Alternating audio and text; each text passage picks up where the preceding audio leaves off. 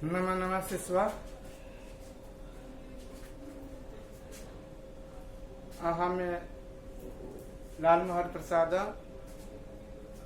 सरस्वती शिशु मंदिरम महाराजा हाता आरा नगरस्य आचार्य अस्मि। अद्य वयं सर्वे पठित पाठस्य विषये किंचित चर्चा करिष्यामः। पूर्व में सर्वे जानन्ति शिक्षणस्य चत्वारः सोपानाः भवन्ति श्रवणं, लेखनं, पठनं, वादनं च। कहने का भाव है कि हमेशा ध्यान रखने की बात है, सबसे पहला काम है सुनना और दूसरा काम है लिखना, तीसरा काम है पढ़ना, चौथा काम है उसको संभाषण करना यानी बोलना। 4 सीढ़ियां अभी और बनाई गई हैं। पठित अवबोधनम,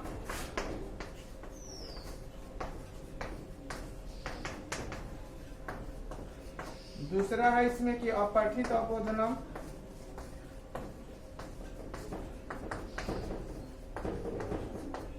और तीसरा है रचनात्मक कार्यम, तो चौथा है अनुप्रयुक्त व्याकरण। कहने का भाव है कि मैं पहले ही आप लोग को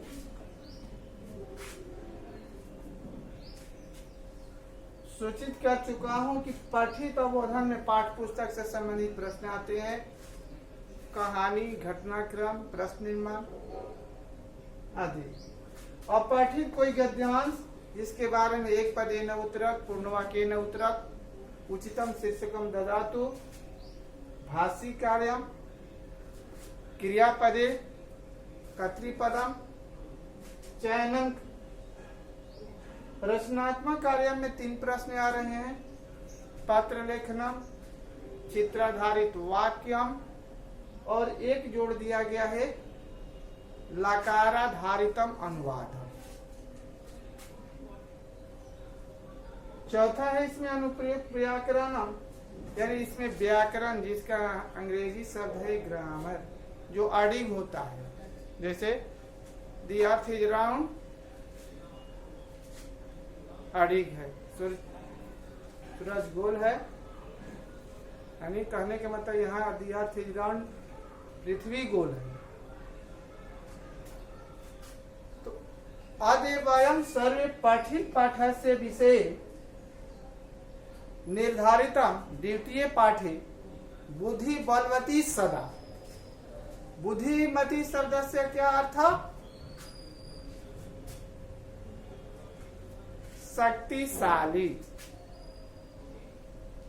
सदा सर्वदा, यानी बुद्धिवती, बुद्धिमान। अब इसमें मतु प्रत्यय लग जाता है, पुल्लिंग शब्द, स्त्रीलिंग शब्द, बुद्धिमान, बुद्धिवती। इस पर भी ध्यान थोड़ी सी देनी होगी। सर्वदा मतलब हमेशा, सदा मतलब ही हमेशा। पूर्व में अस्मिन् पाठे कथा अस्ति एका महिला आसीत्, तस्या तौ पुत्रौ आस्ताम्। एकदा सा पितृगृहं गच्छति आसीत्, मार्गे अरण्यम् आसीत्, गहन कानने सा आगच्छन्तम् एकं व्याघ्रम् अपश्यत्। सा अचिन्तयत्, व्याघ्र नूनमेव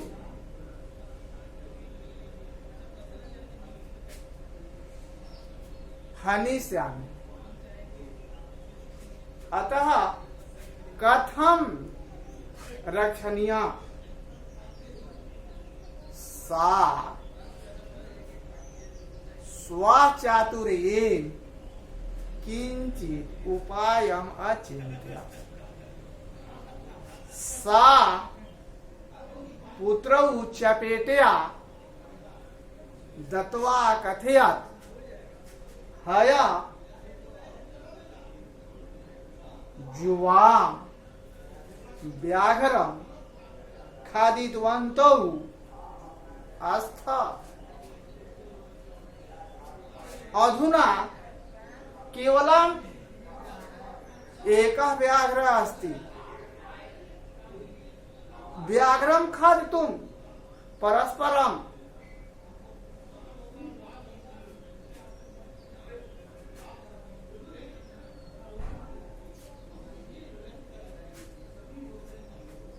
व्याघ्रं दृष्ट्वा परस्परं कथं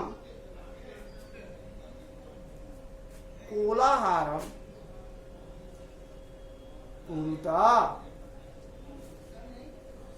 अधुना जुवाम केवलम एकम व्याघ्रम हत्वा एव भक्षतम। महिलाया वार्तां श्रुत्वा व्याघ्र भीता जात सः पलायित। एका श्रृंगाल व्याघ्रं भीतो भूत्वा अचिंत्य। व्याघ्र कथं भीता सः जम्बुक अवदत् स्वामी भवान् कुतः पलायित। व्याघ्र अकथयत् एका महिला व्याघ्रमारी अस्ति, अतः भीता भूत्वा स्व प्राणं रक्षितुं पलायित। जम्बुक हसित्वा अभाषत भवान् मनुष्यात् बिभेति चलन्तु। व्याघ्र अवदत् त्वं न जानासि सः व्याघ्रमारी अस्ति।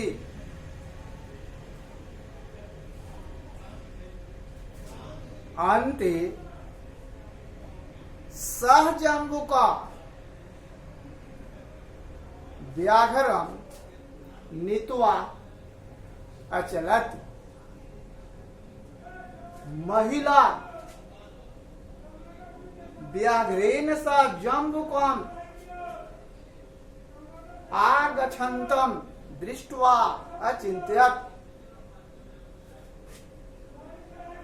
किं करोमि। सहसा सा ऊचई अकथयत् हो जम्बुक मया कथितम् आदित्वं त्रयः व्याघ्रान् आनेतुं कथितवान् अस्ति। केवलम् एक व्याघ्रं नीत्वा आगच्छति। महिलाया वार्तां श्रुत्वा व्याघ्र झटिति पलायनं कृतवान्। सहैव जम्बुकोऽपि सहैव पलायित। कथनस्य भावः अस्ति संकट काले बुद्धि एव सर्वोपरि भवति। आज हम सब इस कहानी को अच्छी तरह से समझेंगे, विचार करेंगे। लिखा हुआ है कि अस्ति देउल लाक्षो ग्राम। अब यह है शब्दार्थ। ग्राम, ग्राम का मतलब हो गया ग्राम, गांव। अंग्रेजी शब्द है विलेज। पूरा हिंदी हुआ अस्ति देउल लाख्यो ग्राम। देउल लाख्यो नाम का कोई गांव था। तत्र राजसिंह नाम राजपुत्र वस्ती अस्मा। अब यहाँ पर दिया हुआ है अस्म प्रत्यय जोड़ने पर सीधे लट से लंग लकार में परिवर्तन हो जाता है। यानी वो किसी के साथ अस्म प्रत्यय जोड़ा जा सकता है, एक वचन हो या द्विवचन हो या बहु। वसती अस्म रहता था पुल्लिंग शब्द के लिए, स्त्रीलिंग शब्द हो गया रहती थी। इसमें वस धातु हो गया, लट लकार प्रथम पुरुष एक वचन का प्रयोग हुआ। जैसे हम लोग पढ़ते हैं पठती, पठता, पठंती। उसी तरह है वस्ती, वस्ता, वसंती। यानी वहां राज सिंह नाम का कोई राजपुत्र रहता था। एकदा किनापि आवश्यक कार्येन तस्या भार्या बुद्धिमती पुत्रम द्वेपता पितृगृहं प्रति चलिता। कहता है एकदा मतलब एक बार।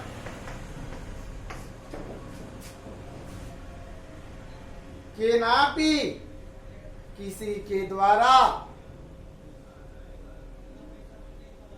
आवश्यक कार्येन आवश्यक कार्येन आवश्यक कार्य से यानी जरूरी काम से तस्या भार्या उसकी पत्नी मतलब राज सिंह की पत्नी बुद्धिमती पुत्र द्वेपेता दो पुत्रों के साथ पितृगृहम मायके यानी वह अपने पिता के घर चलिता चल दी। कहने का भाव है कि एक बार किसी आवश्यक कार्य से उसकी पत्नी बुद्धिमती दो पुत्रों के साथ अपने पिता के घर चल दी। मार्गे गहन कानने साह एकम व्याघ्रम दर्दर्श। कहता है कि मार्गे, कहता है कि मार्ग में, रास्ते में। अंग्रेजी शब्द है इन द वे। कानने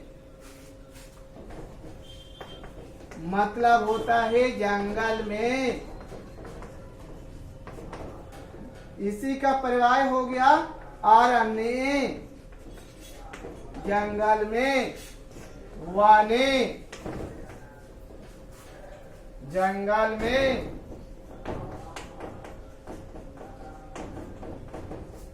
कभी कभी यही जो शब्द हैं पर्यायवाची शब्द के रूप में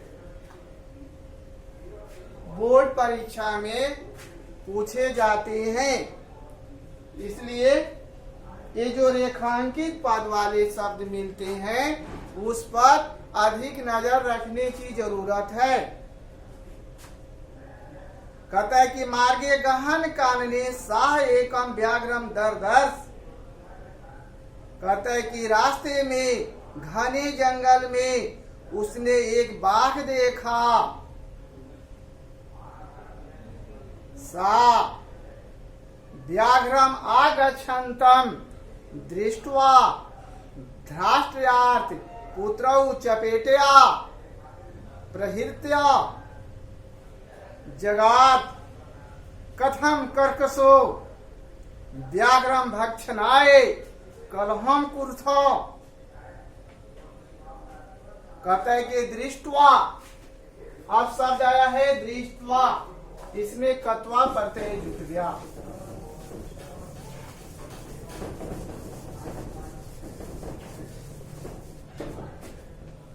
यहाँ शब्द मिला है दृष्टवा, देखकर। अब यहाँ हो गया अवलोक्य, इसका मतलब हो गया देखकर। प्रेक्ष्य मतलब हो गया देखकर। एक शब्द हो गया विलोक्य, इसका भी मतलब हो गया देखकर। यहाँ कहने का मतलब है चपेटिया लतिया, हल्का चटा देते हुए कहने लगी कल हम झगड़ा कुरुथा करते हो। उसका कहने का भाव था कि वह बाघ को आता हुआ देखकर ढिठाई से, मतलब कोई डर नहीं, ढिठाई से दोनों पुत्रों को थप्पड़ मारते हुए कहने लगे कि एक एक करके, मतलब अकेले बाघ खाने के लिए आपस में झगड़ रहे हो, लड़ रहे हो। अंग्रेजी शब्द है फाइटिंग करना, मारपीट करना।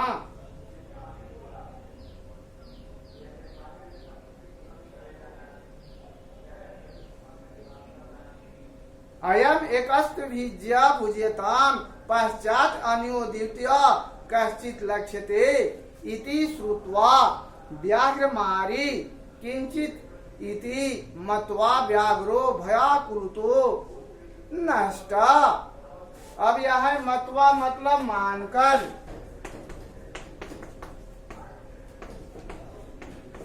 इसमें कत्वा प्रत्यय प्रयोग किया गया है। कहने का भाव है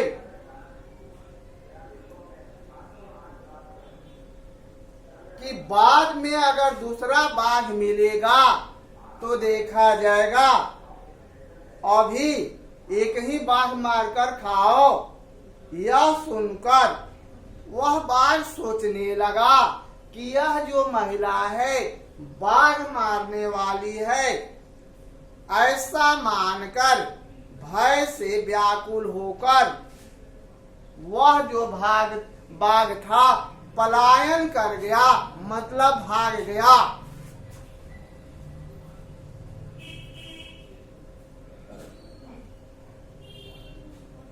निज बुधिया विमुक्ता सा भयात व्याघ्रस्य भामिनी अनयो अपि बुद्धिम लोके मुचते महतो भयात।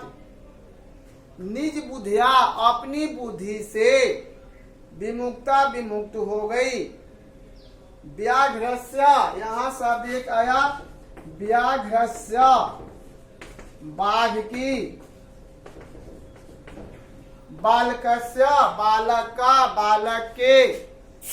षष्ठी एक वचन। बालकस्य बालकयो बालका नाम, व्याघ्रस्य व्याघ्रयो व्याघ्रा नाम। षष्ठी बहुवचन, और यहाँ स्या लगा तो एक वचन पुल्लिंग शब्द। यहाँ कहने का भाव है वह रूपवती महिला अपनी बुद्धि से बाघ के भय से बच गई। इस प्रकार संसार में दूसरा भी बुद्धिमान बहुत बड़े बड़े भय से बच सकता है, बच जाता है, यानी इसमें कोई संदेह नहीं है। अन्वय हुआ।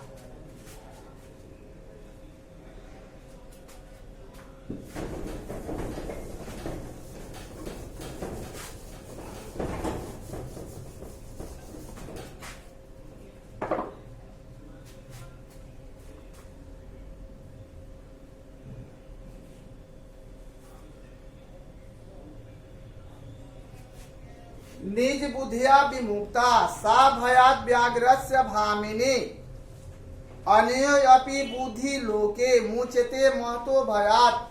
अब इसका अगर अन्वय हम करते हैं तो होता है कि सा भामिनी निज बुद्धिया व्याघ्रस्य भयात विमुक्ता लोके अन्य बुद्धिमान अपि महता भयात मुच्यते। जैसे दूसरा श्लोक के माध्यम से समझाते हैं, अपूर्वा को अपि कोशोऽयं विद्यते तो भारती व्ययतो वृद्धि मयाति क्षय मयाति संचयात् कथनस्य भावास्ति जननी सरस्वत्या कोश विचित्रा भवति संचयं करणात् विद्या नष्टं भवति किंतु व्ययता वृद्धि मयाति न संशय। भयाकुलम व्याघ्रम दृष्ट्वा कश्चित् दुर्ग श्रृंगाल हलाहल ब्राह भवान कुतो भयात् पलायित। भय से व्याकुल बाघ को भागा हुआ देखकर कश्चित् कोई धूर्ता छलिया धूर्त सियार हंसकर कहने लगा, आप क्यों भय से भाग गए हैं?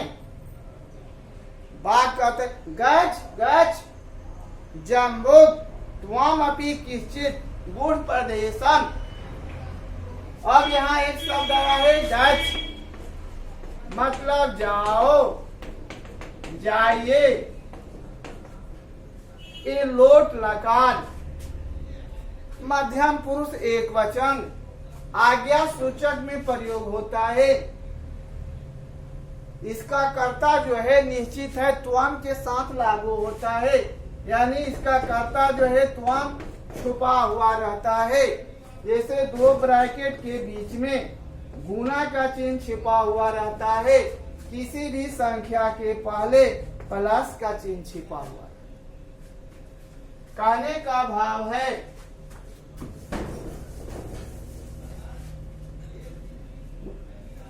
कि जाओ जाओ सियार, तुम भी किसी ऐसे स्थान पर छिप जाओ जो तुम्हें कोई देख न ले। यह तो व्याघ्र मारिति या शास्त्रे सूर्यते तया अहम हंतुम आरब्धा परम गृहीतो जिहितो नष्ट शीघ्रम तदाग्रता। मेरे द्वारा आज तक ऐसी महिला जो बाघ मारने वाली है मैंने नहीं देखा। साक्षात वह बाघ मारने वाली है, इसलिए मैं जान बचाकर भागा हूँ। श्रृंगालक अकथ्यत व्याघ्र त्वया महत् कौतुकम आवेदितम यानी मानुष्यात् अपि विभेषी। कहता है कि मनुष्यात्, इसका मतलब हुआ मनुष्य से। पंचमी एक वचन बालकात मनुष्यात, बालकात बालकाभ्याम बालकेभ्य। उसी तरह हो गया मनुष्यात मनुष्याभ्याम मनुष्येभ्य।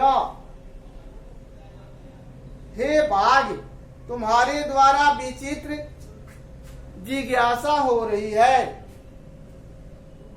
कि आप एक मनुष्य से डरते हैं, एक मानव से डरते हैं। बाघ कहता है प्रत्यक्षम एवं मया सा पुत्रम कर्कशो ममा मातुम कलहंत मानव चपेटिया प्रहरंतिम दृष्टा। बाघ का कथन था, मैं परोक्ष रूप से सामने से अपनी आंख से प्रत्यक्ष रूप से देखा उसने अकेले ही उसके बेटे बाघ खाने के लिए आपस में लड़ रहे थे। वह अपने पुत्रों को थप्पड़ से मार रही थी। अपनी आंखों से देखा। जम्बुका स्वामी मालिक यत्र अस्ते सा धूर्ता तत्र गम्यताम। कहते कि हे स्वामी, जहां वह धूर्त महिला है, नारी है, वहां मुझे ले चलिए। व्याघ्र बाघ तो पुनः तत्रे गतस्य सा सम्मुख अपेक्षते यदि तर्हि त्वया अहम हन्तव्य इति। सियार का कहना था कि हे बाघ, तुम्हारे फिर यहाँ वहां गए हुए यदि वह सामने भी मुझे देखती है तो आप भले मुझे मार देना। यानी कहने का उसका भाव था, आप मत डरिए, मैं आपके साथ हूं। वह कहता है श्रृंगाला यदि त्वं मां मुक्त्वा यासी तदा बेलायाम बेला स्यात्। बा का कहना है, हे सियार, यदि तुम मुझे छोड़कर चले जाते हो तो मैं असमय ही, यानी मेरी समय नहीं आया है, बेमौत मारा जाऊंगा। सियार कहता है यदि एवं तर्हि माम निज गले बधवा चल सस्वरम। अब यहाँ कह रहे कि यदि ऐसी बात है तो निज गले में, अपने गले में, अपने गर्दन में मुझे भी बांधकर शीघ्र ही ले चलिए। सह व्याघ्र तथा कृत्वा काननम यौ। फिर वही है काननम, वन, जंगल। बाघ जो था सियार के समझाने पर वैसा ही किया और उसका जो गर्दन था और अपना गर्दन बांध दिया।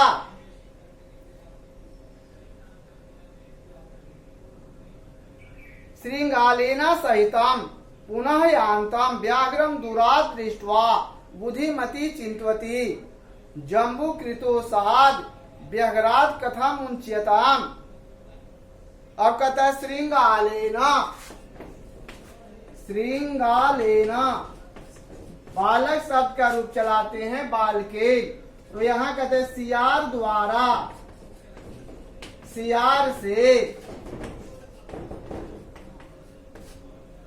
अंग्रेजी शब्द हो गए जयकाल। कहता है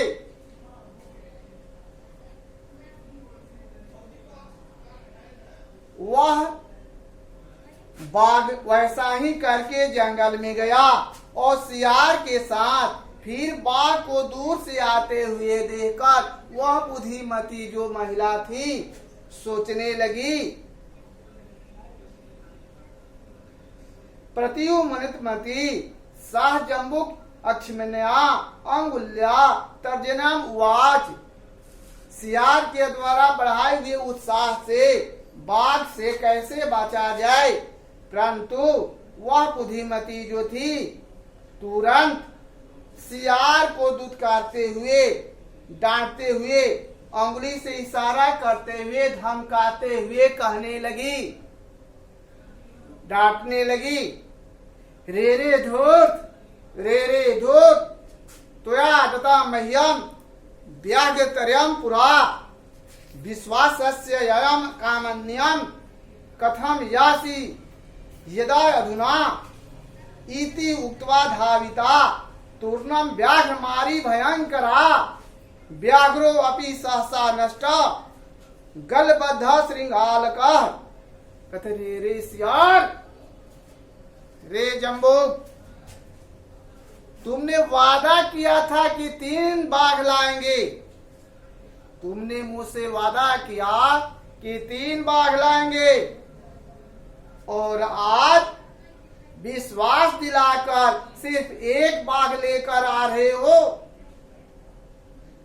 यह कहकर वह जो बाघ मारने वाली महिला थी उसके प्रति दौड़ने लगी और उसके दौड़ते हुए देखकर बाघ जो था अचानक भाग गया। भागने का मतलब था सियार भी पीछे पीछे घसीटाता हुआ चला गया। एवं प्रकारेण बुद्धिमती व्याघ्रात् भयात् पुनः अपि मुक्ता भवत्। करे कि एवं प्रकारेण, इसका मतलब हो गया इस प्रकार से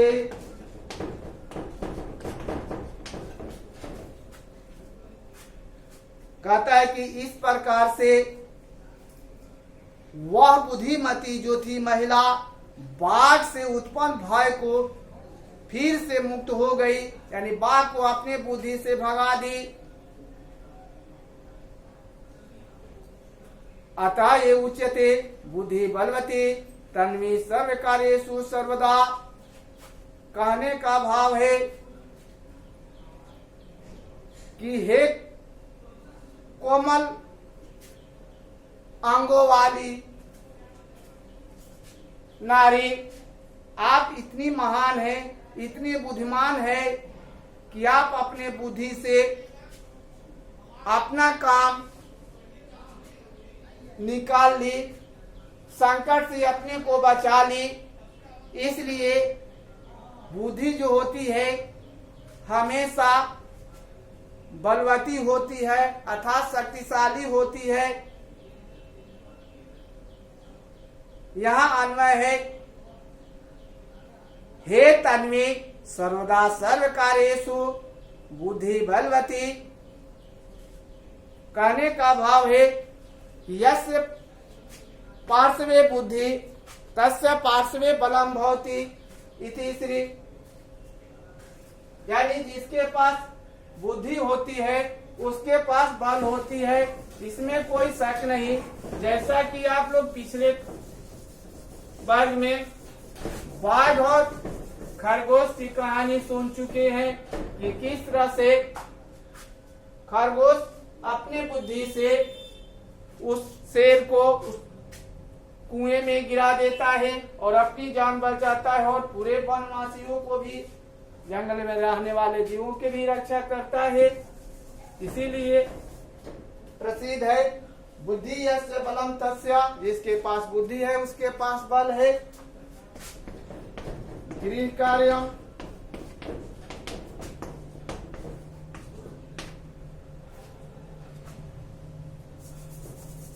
पठित पाठस्य शब्दार्थम अर्थम प्रश्नोत्तरम च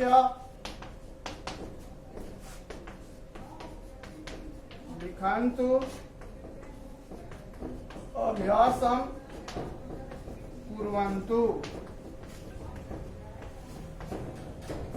मैं आप लोग को समय समय पर संभाषण के माध्यम से मार्गदर्शन करते रहूंगा। नमो नमः, पुनः मिलामः।